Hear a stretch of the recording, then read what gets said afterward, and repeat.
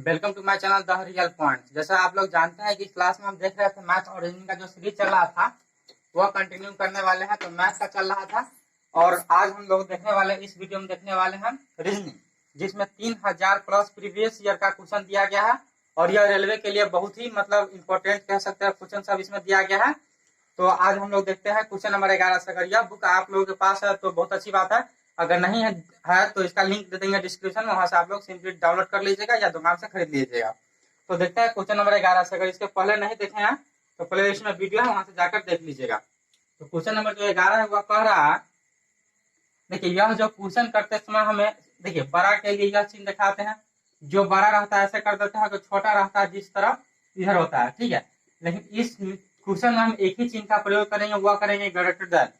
जैसे मान लीजिए कोई आदमी कह रहा है ए बी से लंबा है, ए बी से लंबा है, इसको ऐसा लिख सकते हैं। इसको ऐसे भी तो लिख सकते हैं कि बी छोटा है ए से, बात तो एक ही हुआ। ए बड़ा है बी से, चाहे ए से छोटा है बी, बात एक ही हुआ। तो इस क्वेश्चन करते समय हम एक ही चिन्ह का प्रयोग करेंगे, ध्यान रखिएगा, ग्रेटर देन का।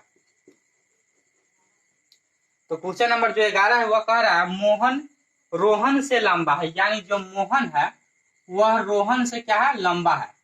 मोहन रोहन से लंबा है। आगे पढ़िए, वह फरहान से ठिकाना है, ठिकाना है यानी जो ठिकना होता है मतलब छोटा होता है। मोहन है जो रोहन से लंबा है, लेकिन फरहान से ठिकना है मतलब यह छोटा है, इससे बड़ा क्या है, फरहान है, तो ऐसे लिख देंगे। अब कह रहा है कानन मोहन से ठिकना है, जो कानन है इसको अलग लिख दीजिए। जो कानन है वह मोहन से ठिकना है, यानी मोहन से छोटा। इसका मतलब क्या है, मोहन जेठ है कानन से, इसको ऐसे लिख देंगे। हमेशा ग्रेटर देन का चिन्ह का प्रयोग करेंगे। मोहन जेठ है कानन से, ठीक है। आगे देखिए क्या कह रहा है, लेकिन वह रोहन से लंबा है। लेकिन यह जो है वह मोहन से क्या है, लंबा है। कानन मोहन से ठिकना है, कानन मोहन से ठिकना है, लेकिन रोहन से लंबा है, यानी यहाँ पे रोहन होगा, रोहन से क्या होगा, लंबा हो जाएगा, ठीक है। अब क्वेश्चन आगे पढ़िए, शंकर रोहन व फरहान से दोनों से बड़ा है। जो शंकर है वह रोहन और फरहान से, यानी रोहन और फरहान से दोनों से बड़ा है क्या, शंकर। अब इसको एक साथ अरेंज कर लीजिए। वो कैसे कीजिएगा, रोहन और फरहान से दोनों से बड़ा क्या है, शंकर, इसको ऐसा ही रहने दीजिए, फरहान को यहाँ पे रहने दीजिए।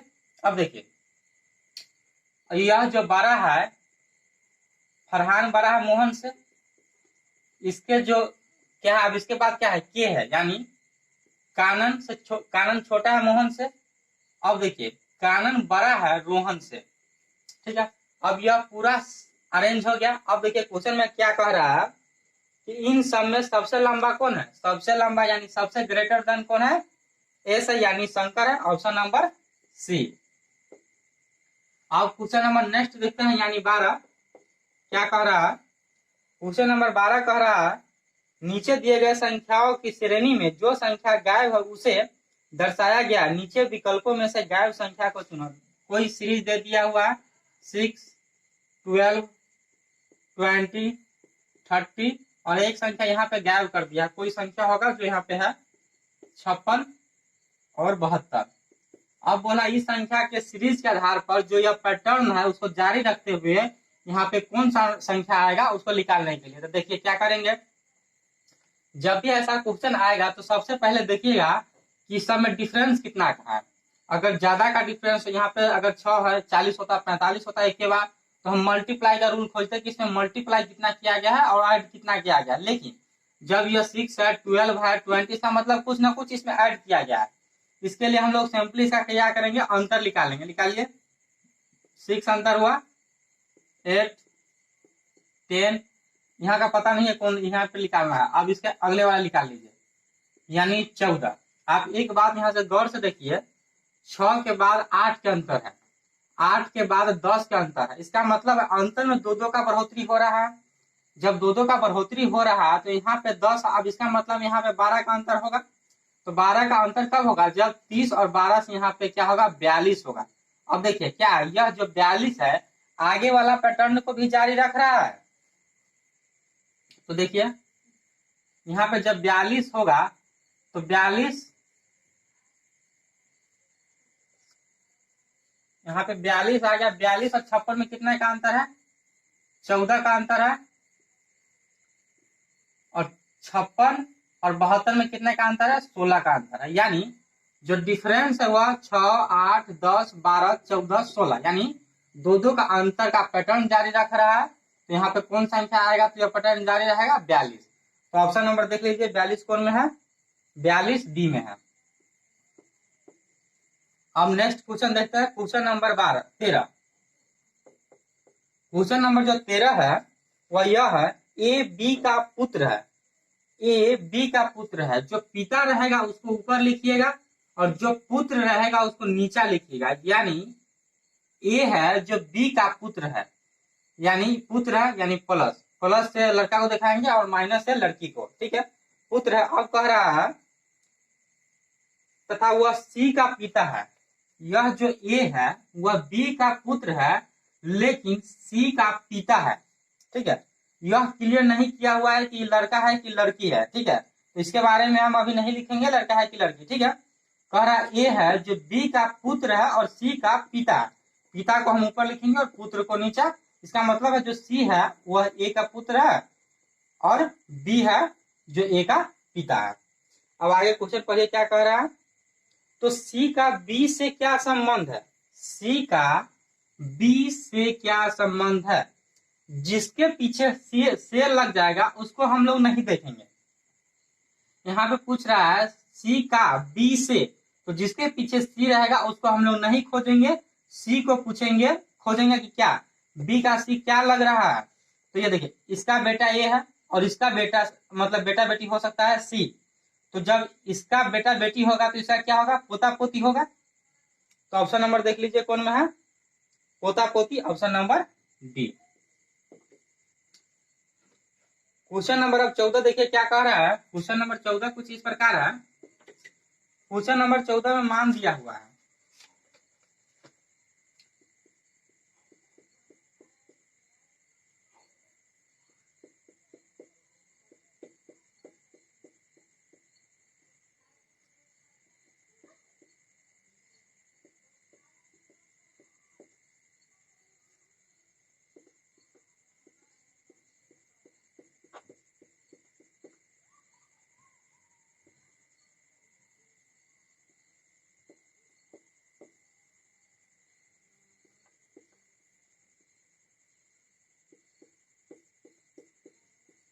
इसका कोड दे दिया हुआ है, अमेरिका का कोड दे दिया है 1734-651, इंडिया का कोड दे दिया है 68-961 और कनाडा का कोड पूछ दिया है कि यहाँ पे क्या होगा।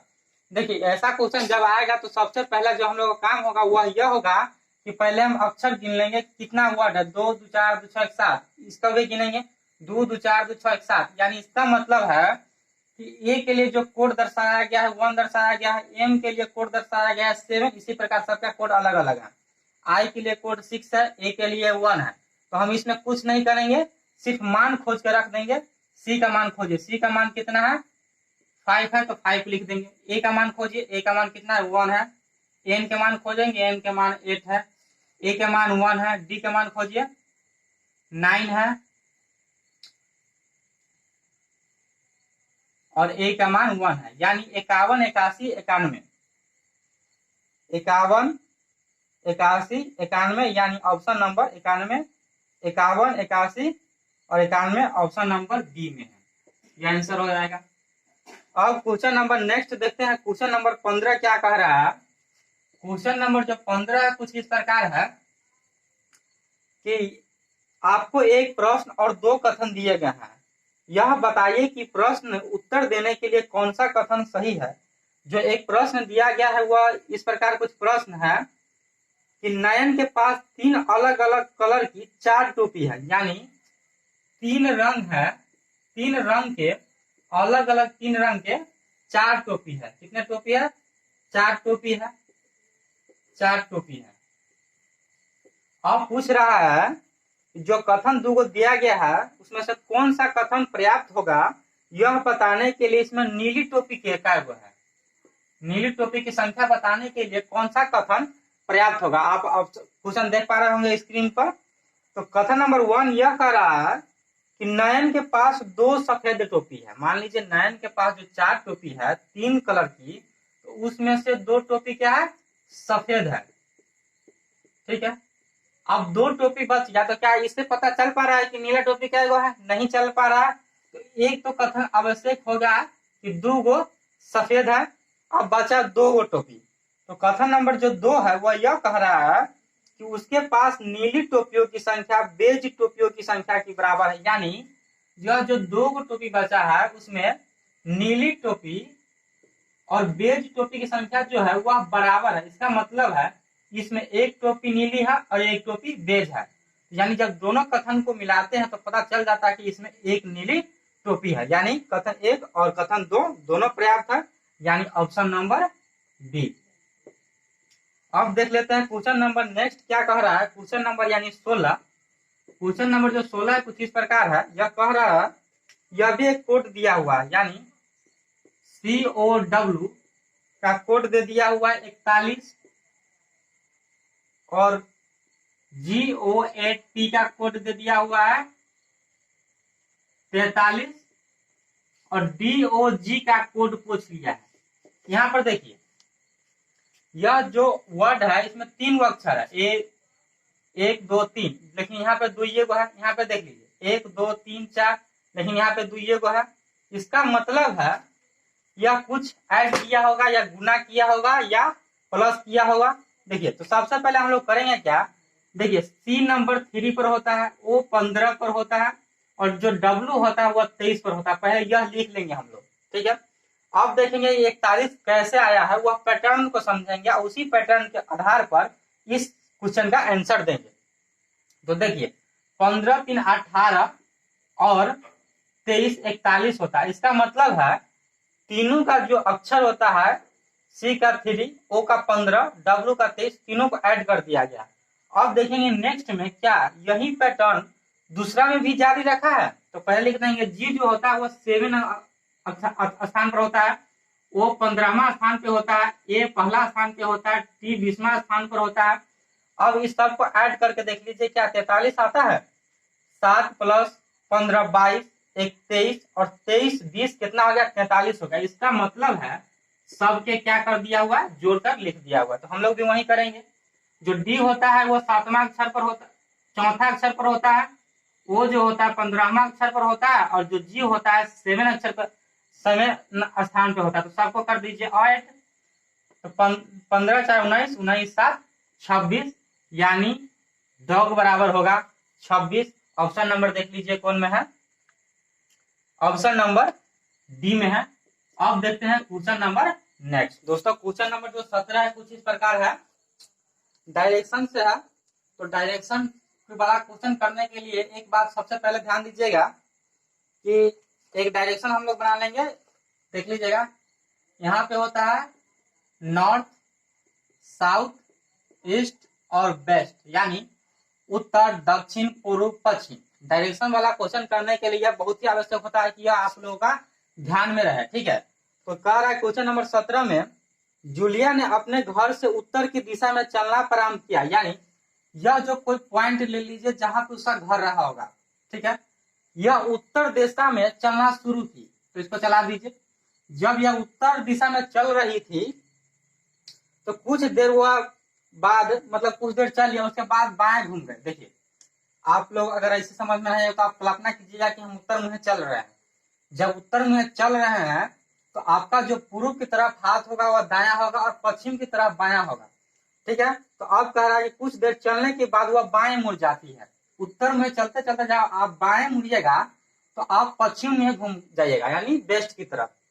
कुछ देर वह बाईं ओर चली, बाएं घूमकर चली और फिर वह दाएं मुड़ गई। जब आप वेस्ट की तरफ घूम जाइएगा, पश्चिम की तरफ घूम जाइएगा, अब पुनः आप दाएं घूमिएगा तो आप उत्तर की तरफ जाने लगेगा। यानी आप जा रहे थे पूर्व से पश्चिम बाएं घूमकर, आप जब एक बार दाएं घूमिएगा तो आप पुनः उत्तर की तरफ जाने लगेगा। फिर यह कुछ देर उत्तर की तरफ चलती है और बाद में वह पुनः दाएं मुड़ जाती है। जब आप उत्तर की तरफ चल रहे हैं, आप एक बार और दाएं घूमिएगा तो आप घूम जाइएगा ईस्ट की तरफ, यानी पूर्व की तरफ आप जाने लगेगा, जो आपका मुंह होगा वह पूर्व की तरफ हो जाएगा। तो क्वेश्चन देखते हैं क्या कह रहा है। तो अब उसका चेहरा किस दिशा की हो रहा है, पूर्व ओर की हो रहा है। जब पूर्व में जा रही है तो उसका चेहरा भी तो पूर्व की तरफ है ना।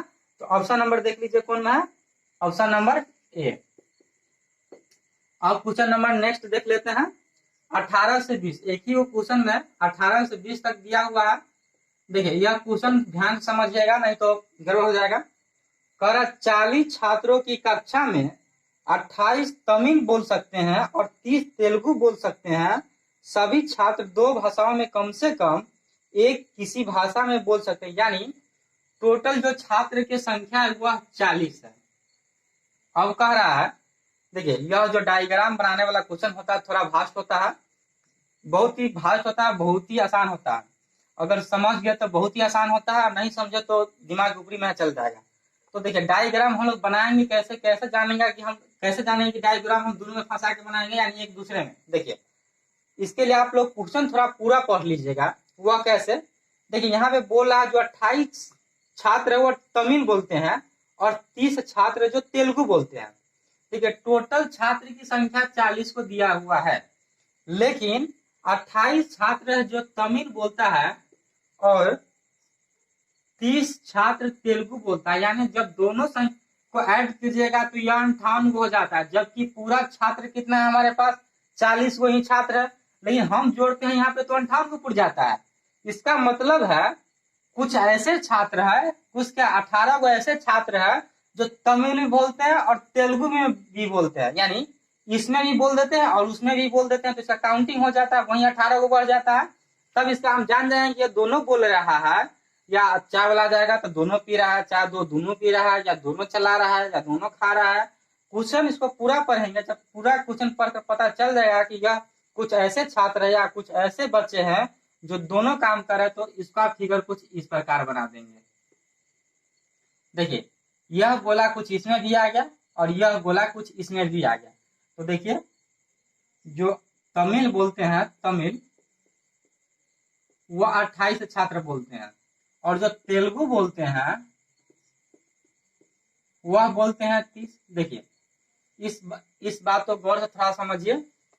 कैसे, पहले जो तेलुगु बोलेगा उसको बाहर लिख दीजिएगा, जो तमिल बोलेगा उसको बाहर लिख दीजिएगा, और यहाँ पर उसी छात्र का संख्या ऐड कीजिएगा जो सिर्फ तमिल बोले, और यहाँ पे वही छात्र लिखिएगा जो सिर्फ तेलुगु बोले, और यहाँ पे उस छात्र की संख्या को दर्शाइएगा जो तमिल और तेलुगु दोनों बोलते, क्योंकि यह जो क्षेत्र है यह दोनों में आता है। देखिएगा यहाँ पे भी आ गया, यह तेलुगु में आ गया, और यह आ गया तमिल में, और यह आ गया तेलुगु में। यानी यह ऐसे एरिया है जो दोनों में आता है। तो हम यहाँ पे उस छात्र की संख्या को दर्शाएंगे जो दोनों में हो।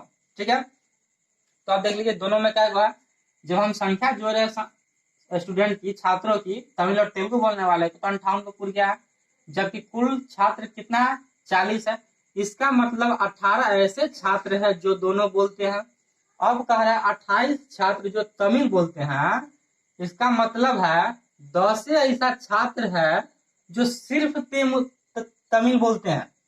तमिल बोलने वाला छात्र हो गया 10, 18, 28, लेकिन सिर्फ तमिल बोलने वाला 10 ही छात्र हुआ। 18 ऐसे छात्र है जो तेलुगु भी बोल देता है। जब 18 छात्र तेलुगु भी बोल देता है, तेलुगु बोलने वाला छात्र कितना है 30 हुआ। यानी 12 वो ऐसे छात्र है जो सिर्फ तेलुगु बोलते हैं, और 10 को ऐसे छात्र है जो सिर्फ तमिल बोलते हैं, और 18 को ऐसे छात्र है जो दोनों बोलते हैं, तेलुगु और तमिल। तो आप देखें क्वेश्चन नंबर क्या कह रहा है। क्वेश्चन नंबर 18 में कह रहा है कि वह छात्रों की वह संख्या मालूम करे जो केवल तेलुगु बोलते हैं। केवल तेलुगु कितने बोलते हैं, 12 बोलते हैं। ऑप्शन नंबर देख लीजिए कौन है, option number C. Question number 19 में देख लीजिए क्या कह रहा है, छात्रों की वह न्यूनतम संख्या मालूम करे जो तमिल और तेलुगु दोनों बोलते हैं। 18 बोलते हैं। 18 कितना, 18 ऑप्शन नंबर सी है। अब क्वेश्चन नंबर 20 देख लीजिए क्या कह रहा है, छात्रों की वह संख्या मालूम करे जो केवल तमिल बोलते हैं। केवल तमिल बोलते हैं 10 बोलते हैं। Option number B. देखिए यहाँ पे अगर 40 से कम आ जाता तो इसका मतलब है कि तमिल और तेलुगु ही बोलने वाले होते, दोनों में मिक्स नहीं होता। ज्यादा से ज्यादा यहाँ पे 40 ही आता, कम आता तो कोई बात नहीं है, और तमिल बोलता और तेलुगु बोलता और कुछ नहीं बोलता।